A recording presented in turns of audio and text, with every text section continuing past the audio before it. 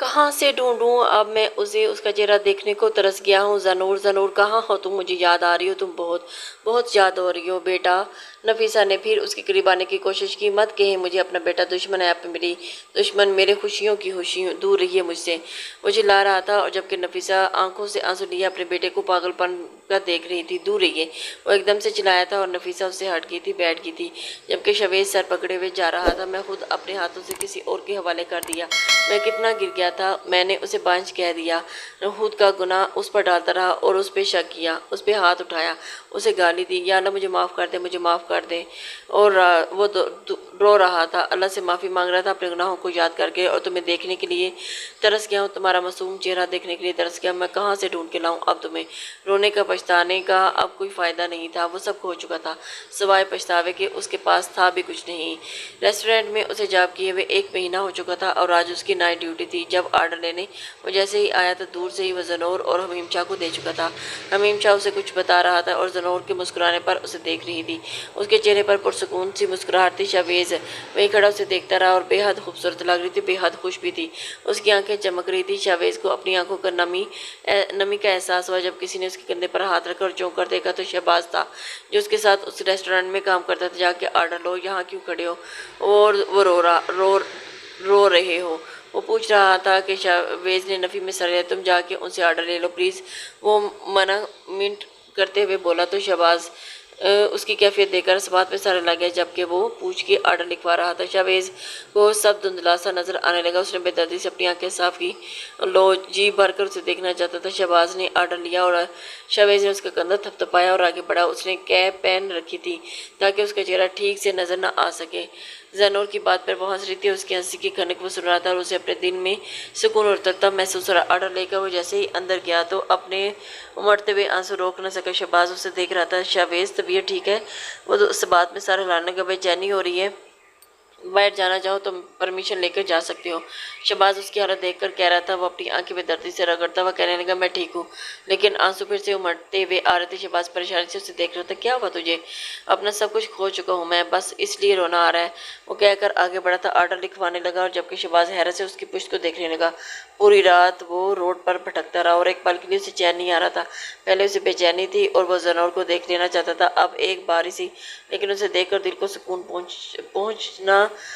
पहुंचाना चाहता था। और अब जब उसे देख चुका था तो बेचैनी बढ़ चुकी थी। वो बावजूद कोशिश के फिर पछताता था और गिरकर इंसान खुद का नहीं रहता और हर इस बात के लिए पछताता जो पहले ही उसकी दस्तरस में था और उसकी दस्तरस से बाहर होती हमेशा के लिए। वही फुटपाथ पर बैठा अपने सीने को मसलने लगा और अपना दम घुटता हुआ महसूस हो रहा था। वो गहरी सांस लेने लगा और उसके मोबाइल पर नफीसा की कॉल आ रही थी। उसने डिस्कनेक्ट कर दी और मोबाइल स्विच ऑफ कर दिया। किसी से बात करना नहीं चाहता था, वो बस सोचना चाहता था, ज़नूर को सोचना चाहता था। सोचो में कोई हलल नहीं चाहता था। घुटनों पर थोड़ी टिकाए वो सड़क पर गुजरती गाड़ी को खाली नजरों से देख रहा था। वो उसे ना देखता तो यही उसके लिए बेहतर था, क्योंकि उसके दिल में ज़नूर से मिलने से और भी बात करने की ख्वाहिश जाग रही थी। वो उससे घर भी नहीं जा सकता था। हमीम शाह आदमी के अंदर उसे घुसने न देते और ज़नूर से बात करना तो दूर की बात। वो सर पर लपेटे उन्हीं सोचों में गुम था कि उसे रुबाब का ख्याल आया और वह अचानक अपनी जगह से उठा और उसके घर पहुंच गया था। प्लीज़ रुबाब, मदद करो मेरी, प्लीज़ रुबाब, उसे कड़ी देर में से घूर रही थी। मैं एक बार बात करना चाहती हूँ, माफ़ी मांगना चाहता हूँ, वो मिन्नत कर रहा था। वो मेरी दोस्त है शवेज़, मैं उसे धोखा नहीं दे सकती। और मैं, तुम कुछ भी कर लो, मैं कुछ भी गलत करने का इरादा नहीं रखता, मैं बस उससे माफ़ी मांगना चाहता हूँ। प्लीज़ मेरी मदद करो, प्लीज़, खुदा के लिए, मैं तड़प रहा हूँ, मुझे एहसास हो रहा है, मुझे सुकून नहीं मिल रहा, प्लीज़ मुझे उससे माफ़ी मांगनी है, तुम उसके लिए मेरी मदद कर दो। और फिर I am sorry, I swear, पक्का प्रॉमिस, फर्स्ट मी, ट्रस्ट मी। रुबाब ने इस बात में सारे ला दिए। फिर ज़नूर को फ़ोन करने लगी और उसे इनवाइट किया था। रुबाब ने उसकी तरफ से, मैं साथ को देख लूँ, अपने बेटे का नाम लेकर वो कमरे से निकल गई थी। और फिर हमीम शाह ड्राइव करता हुआ रुबाब के घर आई थी और उसके बेटे के लिए कुछ गिफ्ट्स भी ले लिए थे उसने, जिन्हें देखकर रुबाब शर्मिंदा हो रही थी। इतना करती हो तुम मेरे लिए ज़नूर, मुस्कुराने की कोई ज़रूरत नहीं है, शर्मिंदा हूँ, तुम बैठो, मैं आती हूँ साथ को लेकर। वो सामने बैठ कमरे से निकल गई थी और फिर ज़नूर आराम से वो अंदाज से बैठी हुई थी और रुबाब के इंतज़ार में वो अपना मोबाइल बैग में भूल गई थी। शवेज़ उसे महविया से देख रहा था और उसका जिस्म भारी भारी सा लग रहा था। बेहद खूबसूरत था। शवेज़ बेखबर अपना मोबाइल, जानी पहचानी आवाज़ उसने चौंक कर देखा तो शवेज़ को देखा एकदम से अपनी जगह से खड़ी होगी। जल्दी खड़े होने की वजह से अपने वजूद में दर्द का एहसास हुआ और दर्द से वो करा रही थी। Are you okay Zanoor? वो उसकी तरफ बढ़ा था और ज़नूर ने उसके हाथ उठाकर उसे करीब आने से रोक दिया था। डोंट रुक गया था, जबकि ज़नूर आंखें बंद करके अपने आप को संभालने की कोशिश उसे यहाँ आप पशमानी हो रही थी। ज़नूर उसे एकदम से होश आया, आंखें खोलकर वहाँ निकलने के लिए आगे बढ़ी थी। शवेज़ उसके सामने आया। प्लीज़ ऐसे मत जाओ। 2 मिनट वो मिन्नत कर रहा था और ज़नूर यूँ उसका लहजा भी काट रहा था। वो तुम्हें देखना चाहता हूँ ज़नूर, प्लीज़ तुमसे बात करना चाहता हूँ प्लीज़। वो गुस्से से कह रही थी, तुम मेरी बात सुन तो सकती हो ना? वहीं अपनी जगह पर खड़े होकर उसे मिन्नत भरी नज़र से देखते हुए कह रहा था। ज़नूर एक कड़ी नज़र उस पर डालकर उसके पहलू से होकर गुजरना चाहती थी जब शवेज़ ने बेहद देर उसका हाथ थाम लिया। ज़नूर एक झटके से अपना हाथ छुड़ाया। How dare you? छुआ भी कैसे तुमने? हटो मेरे रास्ते से, वो चिल्लाई थी। शवेज़ एकदम उसके करीब गया और उसे कंधों से थामकर उसे करीब करता हुआ उसकी आंखों में देखने लगा। माफ़ कर दो प्लीज़ मुझे, माफ़, मैं नहीं रह सकता तुम्हारे बिना, मुझे पल पल याद आती हो तुम। तुम्हारा ये खूबसूरत चेहरा देखने को तरस गया हो। ज़नूर उससे उसके अल्फाज की गिन आ रही थी। उसका दिल चाह रहा था किस तरह उसका मुंह बंद कर दे और उसके मुंह से ये अल्फाज निकले थे। पूरी कुव्वत से उसे धक्का देकर उससे दूर कर दिया था और उसके पोर पोर कांप रहा था। शवेज़ मलक, अपनी हदें मत भूलो और मैं तो बस करीब मत आना मेरे, तुम भी रुबाब। अच्छा गेम रचाया तुमने मेरे साथ, लानत है तुम पर, मुझ पर जो तुम्हारी जैसी बातों में आ गई थी।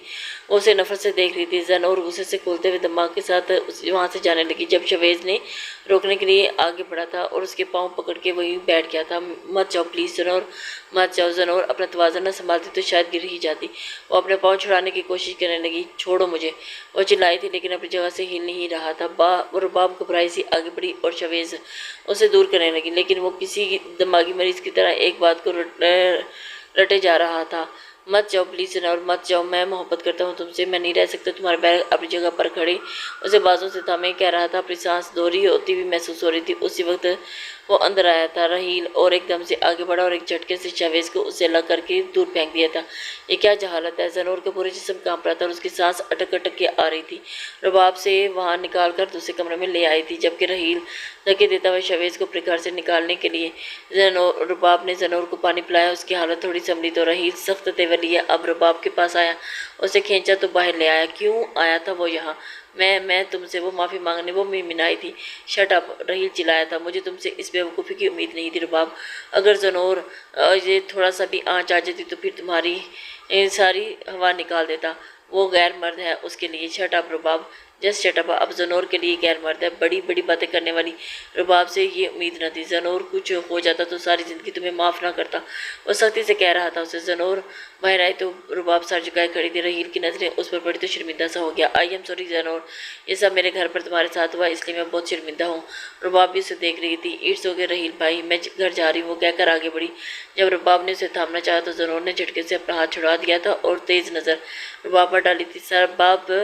सर झुका कर आएगी और ज़नूर वहाँ से निकलती चली गई। रहील अफसोस से सर हिलाते हुए उसे देख रहा था। घर से निकल कर चिल्लाया था, रोना आ गया था। वो वही बैठ के रोने लगी। शावर के नीचे खड़े वो कब से रो रही थी, कब अपने हाथों को रगड़ती हुई, कभी कभी अपने चेहरे को रगड़ कर गिड़गिड़ा कर रही थी। छुआ भी कैसे उसने तुम्हें? वो रोई जा रही थी। आधे घंटे से यूं ही शावर के नीचे खड़ी थी और उसे अपने वजूद से नफरत हो रही थी। उसके कानों में शवेज़ की आवाज़ गूंजने लगी और उसने अपने कानों पे दोनों हाथ रख रही थी। खामोश हो जाओ, चुप करो, मुझे नहीं सुनना कुछ भी। उसका जिस्म कांप रहा था। अल्लाह, छुआ भी कैसे उसने मुझे बख्श दे मेरे मालिक, मेरी इज्जत की हिफाजत फरमा मेरे मालिक, मुझे खुद से नफरत हो रही है। वो वहीं भीगे कपड़ों के साथ खड़ी रो रही थी जब दरवाजे पर दस्तक हुई और साथ ही हमीम शाह की परेशान आवाज़ सुने। ज़नूर, आर यू ओके? ज़नूर ने अपना मुंह हाथ पर रख लिया था और हमीम शाह को पता चला कि वो उसे नफरत करेगा तो वो अपनी ही ज़िंदगी से निकाल देगा और उसकी शिशु की आवाज़ अब आएगी। वो कह रहा था, मामा मैं ठीक हूँ। फिर से दरवाज़ा खुला तो वो बजीद था और उसे परेशानी हो रही थी। वो अच्छा कह के अपनी आंखें साफ करने लगी, कोशिश करी और दरवाज़ा खोल के हमीम शाह को देखने लगी। हमीम शाह ने हैरत से उसके भीगे कपड़ों को देखा और उसके रोने की शिद्दत सुर्ख होती हुई आंखों को देखकर उसके करीब आया। ज़नूर की यह हालत बनाई हुई है। ज़नूर के कुछ कहने के लिए मुंह खोलना चाहा लेकिन वो कुछ बोल ही ना पाई। सुर्ख होते खौफज़दा आंखों से वो हमीम शाह को देख रही थी। हमीम शाह ने आगे बढ़कर उसे बाहों में बोले, क्या हुआ मेरी जान, क्या हुआ? उसके आंसू जारी हो चुके थे। उसके नरम पन्ना मिलते हुए वो जैसे ही पिघलने लगी थी। हमीम शाह की बाहों में उसकी नरम खुशबू को महसूस करते हुए पुरसुकून सी हो गई थी और उसके बेकाबू होते दिल को सुकून पहुंचा था। शाह की मोहब्बत भरे लम्स से वो अब वो कांप रही थी। हमीम शाह को देखा और होंठ नीचे नीले पड़ चुके थे और इसलिए वो कमरे में आया था। सोफे पर बैठा उसमें बड़ी सी शाल उड़ाई थी। उसके बिछाने पर मोहब्बत की मोहर जब्त करके वार्डरोब से उसके लिए कपड़े निकाले थे। जल्दी से चेंज कर लो। फिर मुस्कुराकर उसे देखने लगा। अब कैसे फील कर रही हो, उससे नरमी से पूछ रहा था। ज़नूर भीगी आंखों से उसे देख रही थी। इस बात पे सर हिला के वो नजरें झुका कि अगर शमीम शाह को पता चला तो वो कांप रही थी, कांप भी की थी, अपनी ज़िंदगी से निकाल देगा, बस यही सोचे जा रही थी जबकि हमीम शाह उसे बाहों में भर लिया। क्या सोच रही हो, बहुत मोहब्बत करती हो तुम मुझसे हमीम शाह, बहुत ज़्यादा। वो उसके सीने से लगी कह रही थी। ये हमीम शाह तुम मुस्कुरा पड़ा। मैं भी तो करता हूँ बहुत। वो कहने लगा आई एम सॉरी। वो धीमे लहजे में हमीम शाह ने उसके चेहरा हाथों में ज़नूर ने बिगी पलके उठाकर उसे देखा और फिर उसके सीने पर सर रख दिया। हमीम शाह उसके लिए परेशान हो रही थी लेकिन कुछ कहा नहीं। वो पहले ही डिस्टर्ब थी। उससे सवाल पूछ पूछ के ज़नूर को मज़ीद परेशान नहीं करना चाहता था। मुझे ऐसा क्यों लगता है जैसे वो शख्स वही है, उसकी तरफ खींचा चला जा रहा है। प्लवश खान जो एक साइकियाट्रिस्ट थी और कभी कभी नावज़ भी लिखती थी, अभी वो शायद शहनाज के पास बैठी खिड़की से बाहर होती हुई बारिश को देखती कह रही थी। शहनाज उसे देखकर रह रही थी। पुलवश ये नावल लिखने के या भी तुम्हें कहीं ना कहीं नहीं छोड़ा। अब नावल लिखते लिखते तुम्हें अपने ही नावल्स के हीरो से इश्क हो जाता है और तुम्हें वैसा ही एक शख्स समंदर के किनारे पर बैठा नजर आता है तो तुम्हें लगता है कि ये वही नावल वाला हीरो है और तुम्हें उसे सोचने के अलावा और कुछ नहीं समझ आती। पुलवशे यूं ही बाहर देखती रही और कुछ कह रही थी। आ मैम। पुलवशे शहनाज के तंजिया अंदाज में हंसी आ गई थी और गर्दन मोड़कर उसे देखने लगी। हंस लो अब। शहनाज ने मुंह बना के कहा था। हर इंसान की ज़िंदगी में कोई ना कोई ऐसा ज़रूर आता है जो उसे समझ सके, उसे सुन सके और उसे संवार सके। वो शख्स मुझे न जाने क्यों टूटा हुआ सा लगता है। खामोशी से चुपचाप गुमसुम सा वो वहाँ बैठा होता, वो सामने पानी को घू रहा होता है। उससे बात की तो है खबर। मेरा दिल ऐसे ज़ेन ब्लैंक हो जाता है और अल्फाज गड़बड़ होने लगते हैं। मेरी आंखें, मेरा माइंड, मेरा दिल, सब अल्फाज उसकी तरफ मुतवज्जो होने लगते हैं। मेरे बस में तो नहीं। शहनाज पुलवशे के चेहरे पर साया गुजरता था। शहनाज उसके चेहरे को देख रही थी तो बात कर को उससे वो धीमे लहजे में बोली थी। क्या बात करूं, उससे बात भी करना चाहिए कि नहीं। वो लब काटते हुए सामने देख रही थी कि शहनाज कुछ देर उसके चेहरे को देख रही। तुमसे बात करने से कौन इनकार करना चाहेगा। पुलवशे चौंकर उसे देख रहे कि याद है ना तुमसे बात करने के लिए हैदर अब्बास कैसे तड़पता था और तुम वो कुछ देर के लिए रुकी थी, फिर कहने लगी वो चला गया, हमेशा के लिए यहाँ से चला गया, मेरे लिए भी ना रुका। अब वो कुछ सोच के अपने लब पींच की थी। पुलवशे एक गहरी सांस ली और साइड पे रखो सब, चलो पकौड़े बनाकर एंजॉय करते हैं। उसकी बात पुलवशे उसे देखकर हंस पड़ी थी। फिर दोनों का रुख किचन की तरफ था। अहले इश्क है हम अजीब नफ्सियात रखते हैं कि दर्द सर में है और दिल पे हाथ रखते हैं। आज फिर आया था यूं ही हमेशा की तरह बैठा पानी की लहरों को देख रहा था और उसके चेहरे पर दर्द रकम थी। पुलवशे उसका चेहरा देख सकती थी। वो अपनी हथेलियों को देखने लगा और अब अचानक से पुलवशे को लगा कि वो दर्द रो रहा है और वो सच में रो रहा था। ज़नूर की सोचें उसके अंदर बसेरा कर चुकी थी। वो उनसे छुटकारा नहीं हासिल कर पा रहा था। वो उसे यूं हरासा नहीं करना चाहता था, बस उससे माफ़ी की का तलबगार था। लेकिन यूं अचानक ज़नूर को सामने देखकर वो जैसे अपनी हवास खो बैठा था और अब पछतावा में घिरा खुद को अजियत दे रहा था। पुलवशे कुछ देर उसे यूं ही देखती रही और फिर उठकर उसके पास आई थी। अस्सलाम वालेकुम। शवेज़ ने चौंक कर ऊपर देखा और उसकी आंखें मुस्कुरा रही थी जबकि शवेज़ अजनबी नज़रों से उसे देख रहा था। जी। वो रोना भूल के अब उसे देख रहा था। मैं पुलवशे खान हूँ। अब उसने अपना तारुफ करवाया। शवेज़ फिर भी उसके आने का मकसद न समझते हुए पानी को देखने लगा। मैं यहाँ बैठ सकती हूँ। वो शवेज़ से वहाँ बैठने की इजाज़त मांग रही थी। शवेज़ ने एक नज़र उसे देखकर वैसे भी फिर भी बैठना चाहूँगी यहाँ, चाहे आप परमिशन दें या ना दें। वो मुस्कुराती हुई उसके फासले पर बैठ के आपका नाम क्या है। वो आप उसका चेहरा गौर से देखती हुई पूछ रही थी। शावेज़ उसने सामने देखते हुए आहिस्तगी से जवाब दिया। डिसेंट नेम है आपका। पुलवशे ने तारीफ की थी। उसने बस इस बात में सारे रहा। मैं देखती रहती हूँ आपको अक्सर यहाँ। फिर बात करने के लिए कहने लगी। आपके चेहरे पर एक दुख सा होता है हमेशा, आप यूँ रोते रहते हैं। यहाँ मैं पूछ सकती हूँ अपना सब खो के इंसान के पास रोने के अलावा क्या रह जाता है। बहुत कुछ रह जाता है आई थिंक। पुलवशे की बात पर शवेज़ उसे देखा। आप यूं रो के खुद को हलाकान करने के बजाय सब ठीक भी तो कर सकते हैं। शवेज़ ने लब मुस्कुराए थे लेकिन पुलवशे जानती थी कि उसकी मुस्कुराहट आप खुद को अजियत क्यों दे रहे हैं, क्योंकि मैं उसे बहुत अजियत दे चुका हूँ। आप सारी अजियत मेरे लिए रह गई है, पछतावे रह गए हैं। पुलवशे के सवाल पर वो फिर मुस्कुराया। मेरे पछताने से क्या होगा। वो दिन, वो वक़्त, वो लम्हे वापस नहीं आएंगे। कोई भी मेरी बीवी, उसने आहिस्तगी से जवाब दिया, जिस मैंने हमेशा अजियत में रखा, उसे खोकर ऐसे लग रहा है जैसे अपने वजूद का हिस्सा खो चुका हूँ। उसके लहजे में अजियत में पूछने की शादी होगी उसकी और कहीं और। उसने धीमे लहजे में और खुश है वो उसके साथ। वो सवाल पे सवाल कर रही थी और वो खुश तो, लेकिन मैं वो रुका और अपनी गरपटी चलाने लगा। मैं खुश नहीं हूँ, वो बिल्कुल खुश नहीं है। हम पलवशी उसके चेहरे पे दुख साए को देखती रही थी। आज मैं उससे माफ़ी मांगने का इरादा किया तो उसे भी और दुख दे गया मैं। और अब क्या सोच रही हूँ मेरे बारे में, कितनी नफरत करती होगी मुझसे। मैं हूँ ही नफरत के काबिल, लेकिन वो आंसू भरी आंखों से उसे देखने लगा था और मैं नहीं चाहता कि वो मुझसे नफरत करे। पलवशी उसे देख रही थी। वो मैरिड है और उसे रोते रोते हंसने लगा। ये भी ठीक है, वो आपको मुझसे मोहब्बत करेगी। मैं मोहब्बत के काबिल ही नहीं हूँ। मैं बड़ा बहुत बुरा हूँ, बहुत ज़्यादा बुरा हूँ। ये कहकर वो वहाँ से उठ के जाने लगा और पलवशा खड़ी को माफ़ी मांगो फिर उससे। शावेज के कदम रुके थे और वो मुड़ा नहीं, बस खड़ा रहा और माफ़ नहीं करेगी मुझे कह के वो आगे बढ़ गया था। जबकि पलवशा वहीं खड़ी जाता देखती रही, किसी और के लिए रो रहा था। पलवशा को अजीब से एहसास ने घेर लिया। जिस शख्स को वो बार बार सोचती है, जो उसके दिल में जगह बनाता रहा, उसे इतने दिन हो गए थे उसे बुरा लगा था। वो कोई और नहीं उसकी बीवी थी। अंदर कहीं से आवाज़ आई थी, वो भी सर झटक। उसकी नज़रें सामने टीवी पर थी, लेकिन उसका ज़हन कहीं और पहुंचा हुआ था। उसके ज़हन के पर्दे में वह तमाम लम्हे एक फ़िल्म की तरह चाह रहे थे जिस तरह शावेज ने उसे थामा हुआ था, और वह तमाम लम्हे एक फ़िल्म की तरह चाह रहे थे जिस तरह शावेज ने उसे थामा हुआ था। उसे लगा कि वो वहीं बेहोश होकर नीचे जा गिरेगी। अगर हमीम शाह को इस बात का पता चलेगा तो वो क्या करेगा मेरे साथ। ये बातें सोचकर वो खुद को हल्का कर रही थी और चीख के दूर हुई थी, मत छोड़ो मुझे। शाह हमीम शाह हैरान और परेशान उसे देख रहा था। उसकी आंखों से होप के हलकोरे आ रहे थे और उसका दिल तेजी से धड़क रहा था। वो तेजी से सांस लेने लगी और उसका जिस्म कांप रहा था।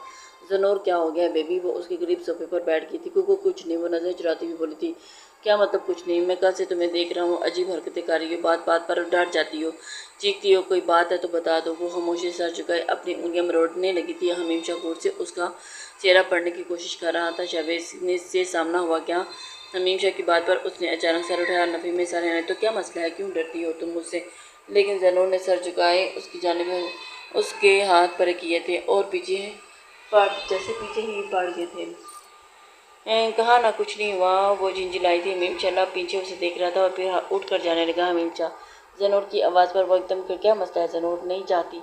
ज़नूर की आंखों में आंसू न, क्यों रो रही हो? अब वो उसे ही देख रहा था।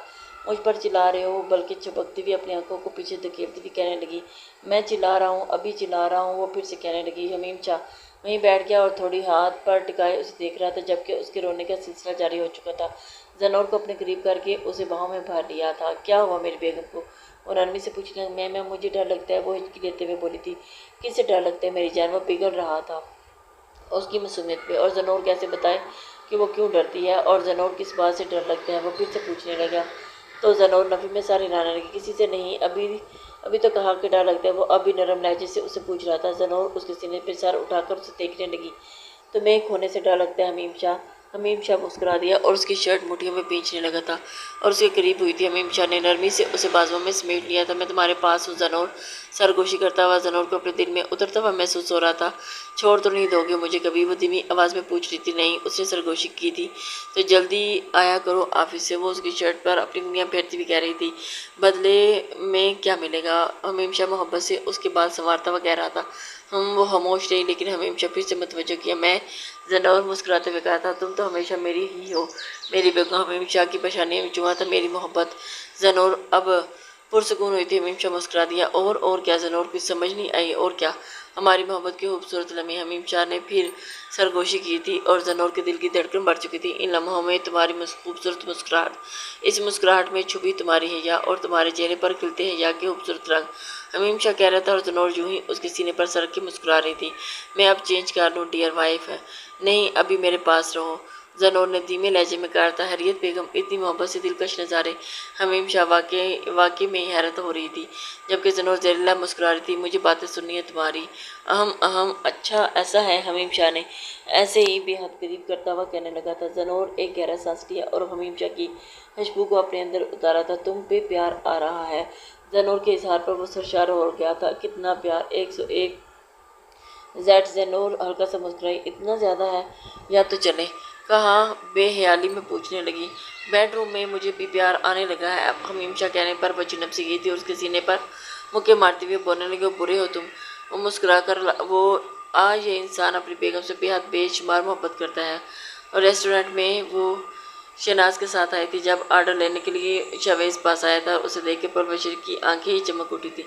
ओ हेलो मिस्टर परेशान। शावेज ने चुप कर उसे देखा था, जबकि वो मुस्कुराती हुई आंखों से उसे देख रही थी। ऑर्डर लिखवाइए। शवेज सर झटकर पूछने लगा था। नहीं लिखवा रही। शवेज ही उसे देख रहा था। क्यों? पलवशी की आंखों में शरारत थी, जबकि शनाज के लब मुस्कुरा रहे थे। मेरी मर्जी। वो कंधे उचका गई थी। और हमेशा परेशान और गुमसुम से क्यों रहते हो? कोई खास वजह? वो उसके उदास चेहरे को देखते हुए पूछने लगी थी। आपको मालूम तो है सब। उसकी तरफ देखता हुआ जताने वाले अंदाज में कह रहा था। और आज आए क्यों नहीं थे? बीच पर वो पूछ रही थी। शावेज उसे देख के रह गया। मैं इंतजार कर रही थी। वो उसे ही मुस्कुराती हुई आंखों से देख रही थी। शावेज जिस्सा हो गया था। पलवशी मत तंग किया करो यार, ऑर्डर लिखवाओ। शहनाज ने मदाहलत की थी। शावेज ने मामून नज़रों से उसे देखने लगा। मेरा दिल नहीं था ऑर्डर लिखवाने का। और भी वो भी उसकी जानिब लब खींच के उसे देखने लगा। पहले प्रॉमिस करो कल आओगे बीच पर।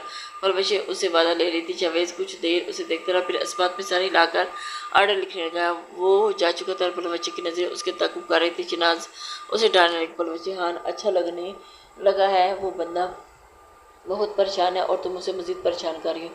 शहनाज उसके चेहरे की जानिब देख रही थी। उसकी आंखों में यकीन था और शहनाज बस उसे देख के रह गई। क्या चाहती हैं आप मुझसे? वो दोनों बीच पर बैठे हुए थे जब शवेज उसे पूछने लगा। अगर कहूँ आप तो? पलवशी ने बेतड़क कह दिया था। शवेज हैरत से उसे देखने लगा। क्या जानती हैं आप मेरे बारे में? कुछ नहीं। पलवशी उसे नज़रों के हिसार में लिए कह रही थी। वो कोई और अच्छी हरकतें करने वाली लड़की नहीं थी और एकदम एक खुद मुख्तार में जो लड़की थी और न जाने क्यों रोक नहीं पाई थी। शायद जल्द से जल्द अपने दिल की बात उसे पहुंचाना चाहती थी। मैं एक खुद मुख्तार इंसान हूँ, साइकियाट्रिस्ट हूँ और नावल्स भी लिखती हूँ। और सुन के हंसी आएगी, लेकिन मेरे लास्ट नावल के पे हीरो इस कदर भाग गया था कि इस किरदार में आपको देखती हूँ। शावेज संजीदगी से उसे देख रहा था और हंसी नहीं आई थी। वो पूछने लगा। नहीं क्यों? वो पूछने से अचंभे से पूछने लगी। पता नहीं क्यों, उसने मुतसर जवाब दिया और सामने समंदर को देखने लगा। ज़ानोर बताया था ना? पलवशी के पूछने पर उसने इस बात में सर हिला दिया। आप भी चाहते हैं उसे क्या? शवेज कुछ देर खामोश रहा। उसे मैं कभी भी कुछ सुख नहीं दिया और उसके पे हाथ उठाया, उस पर इल्ज़ाम लगाया, उसे बुरा भला कहा और दुनिया का हर बुरा काम उसके साथ किया। उससे बेवफाई उसके साथ, उसके लहजे में दुख हलकोरे ले रहा था और उसे तलाक दे के किसी और मर्द के हवाले कर दिया। और अब वो अपनी हथेली को देखने लगा। और मुझे बहुत याद आती है। उसे माफ़ी कैसे मांगूं, कैसे उसका सामना करूं? अब वो प्रेग्नेंट है। मैं उसे बाँझ कहता था, लेकिन शी इज़ प्रेग्नेंट नाउ। वो खामोश होकर लपेट गया था। ओह वो मुझे माफ़ कर दे, मैं माफ़ी के काबिल नहीं। लेकिन उसके दिल को सुकून नहीं मिल पा रहा था। वो बहुत ज़्यादा आती है, बहुत ज़्यादा आती है। तो बात करो उससे, आराम से बात करो। पलवशी की आवाज़ पे वो चौंका था। आपको मेरी बातें बुरी लगी? मैं बुरा इंसान हूँ? आपको मुझसे बात नहीं करनी चाहिए। वो उसे हैरत से देख रहा था। तो पलवशी मुस्कुराई। हर इंसान का माजी होता है। मैं आपको आज के हवाले से जानती हूँ। आपके माजी से मुझे कोई मतलब नहीं। इंसान अगर अपने माजी पर शर्मिंदा है, अच्छा इंसान बनने जा रहा है, अच्छे इंसान तो उसे अच्छे इंसान बनने दिया जाना चाहिए, ताकि उसे दुत्कार ना कि उसे दुत्कार दिया जाए। धीमे लहजे में कह रही थी। ज़नूर से माफ़ी मांगकर उसे अपने दिल को हल्का करना चाहिए। शावेज अपने लब करने वो मुझसे बात नहीं करना चाहती क्योंकि मैं उसके माइंड में आपका माजी है, आपकी प्रेजेंट नहीं उनको नहीं वो जानती। कैसे वो आपको सुने? उसे यकीन दिलाएं कि वो आपके माजी को बहुत पीछे छोड़े हैं। पलवशी उसे राज जल दिया। कैसे वो झिंझला दिया। ऊपर वाला आपको खुद ही रास्ता दिखा देगा। आप उसे सीधा रास्ता मांग कर तो देखिए। पलवशी की बात पर वो खामोशी से उसे देख रहा था। वो मुस्कुरा रही थी। शावेज फिर से सामने समंदर को देखने लगा। क्यों जा रही हो इस्लामाबाद? वो मुंह बसोरे कह रही थी। हमीम शाह हंस पड़ा। मेरी प्यारी सी क्यूट सी बेगम, मैं जल्द आ जाऊंगा तुम्हारे पास। फिर इस उदास चेहरे लिए खड़ी थी। वैसे यार ऐसे मत देखो मुझे, अगर इम्पोर्टेंट ना होता तो मैं बिल्कुल भी ना चाहता। हमीम शाह उसके गाल को छूता हुआ कह रहा था। मुझे मिस करोगे? ज़नूर उसके कंधे से लगी पूछ रही थी। नहीं। ज़नूर हैरत से उसे देखने लगी। वो मुझसे मैं भूलते ही कब हूँ जो तुम्हें याद करने की नौबत आई? ज़नूर उसे शाह की नज़र से देखने लगी। जाते जाते उसे तंग कर रहा था। वो हंस पड़ा। मेरी जान, ये बंदा आपके दिलो जान पर फिदा है और क्या चाहिए आपको? वो उसे बाजू के घेरे में ले के बोला था। तो वो मुस्कुरा पड़ी। जल्दी आना बस, जो हुक्म आपका। फ़िलहाल तो मैं जा रहा हूँ क्योंकि आई एम गेटिंग लेट। वो अपना सूटकेस लेके कहने लगा था और फिर अब अपने लब पर उस गहरी सांस ली थी। अपना ख्याल रखना मेरी जान, और मेरे दो शैतानों का भी। ज़नूर के इस रापे को नज़र भर कर देखते हुए वो ज़नूर को छू के मुस्कुरा कर गुजर चुका था। जाके बैठ गई थी और देर तक यूं ही बैठी रही थी। हमीम शाह को सोचती रही। जब वो दिलावर शाह के पास आकर बैठती, ज़नूर की नज़र अब आन पड़ी तो संभलते हुए पूछा, दादा वो चाय लाऊं आपके लिए? नहीं बेटा, काफ़ी दिन हो गए हैं, न्यूज़ नहीं देखी हमने साथ। वो मुस्कुराते हुए कहने लगे। तो ज़रूर मुस्कुरा करके अभी देख लेते हैं। वो रिमोट उठा कर टीवी ऑन करने लगे। न्यूज़ चैनल लगाकर वो दोनों अब न्यूज़ देखने में मसरूफ़ हो गए थे। दिलावर शाह की आदत थी अक्सर रिमोट लेकर न्यूज़ देख के वो पॉलिटिक्स की बातें उससे रिलेटेड बातें करने लगे। रेस्टोरेंट पे काम खत्म करते वो उसे 12 बज चुके थे और चेंज करके वो रेस्टोरेंट से बाहर निकला। हल्की हल्की हवाएं जा रही थी। उसने एक गहरी सांस खींची और उसका दिल घर जाने को नहीं था। वो यूं ही साइड पर बैठे बंजर ज़मीन पर एक बेंच पर बैठ चुका था और फिर यूं ही बेख्याली में भविष्य की बातों को सोचने लगा। अगर वो दिल से ज़नूर से माफ़ी मांगेगा तो Hey उसे अच्छा there, लगेगा और वो subscribe to उस my शायद उसे channel ज़रूर माफ़ कर दे and also press और this वो bell पुरसुकून icon. हो जाएगा। लेकिन किसी को अच्छा होने के लिए मुश्किल काम है मुख्तसर।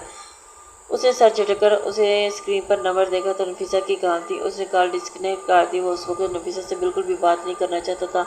औलाद की तरबियत में पहला हाथ माँ का होता है। औलाद के अच्छे और बुरे होने का भी माँ का ज़्यादा होता है हाथ होता है।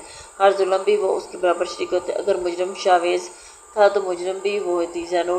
वो कैसे यकीन दिलाऊं तुम्हें, कैसे साफ़ करूं तुम्हारे दिल को खुद से, कैसे कोई और रास्ता तो नहीं है अल्लाह, कोई और राह दिखा दे कि ज़ैनूर के दिल से खुद के लिए नफरत को ख़त्म कर सकूं। इस काबिल बना दे मुझे कि वो मुझे माफ़ कर दे। ऐ मेरे रब मेरी मदद फरमा। वो यूं ही दुआएं मांग रहा था और इधर उधर देखता जा रहा था और यूं ही फुटपाथ पर चलते चलते वो घर की तरफ चल पड़ा। उसका दिल सुबह से घर जाने को था और फिर नहीं लग रहा था। अजीब घबराहट हो रही थी।